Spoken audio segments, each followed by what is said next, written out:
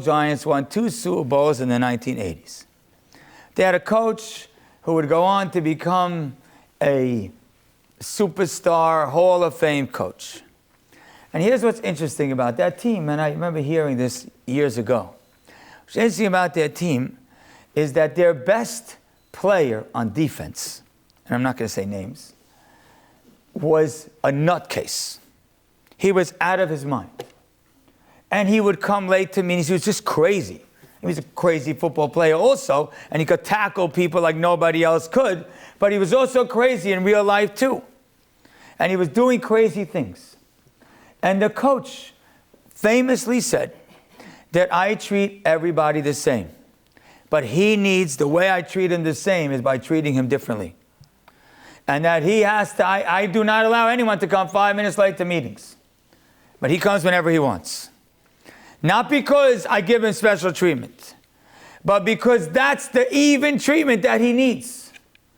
And that's how it works in any environment. If you are a teacher in a classroom and one kid feels like they are your favorite, the rest of the class has begun to ignore you and they will not listen to you for the rest of the year.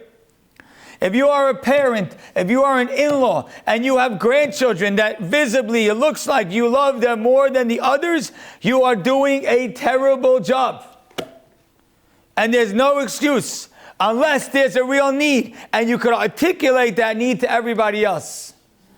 So if a child's buying a house, and you have 3 children buying a house, and 2 of them can afford it, and 1 of them can't, don't just give them the money and call it a day. You'll have resentment for the rest of your life, even after your life. But instead you could say, guys, it's very easy for you. This one is hard for.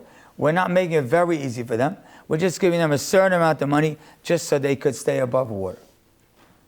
Your success is rewarded because it's much easier for you, but at least we're making it feasible for them. Their situation is different, and therefore they're receiving something different, but not because our love to them is different. If a child thinks that the love is different, then you, as a parent, are in terrible shape. And that's what Yaakov Avinu was thinking.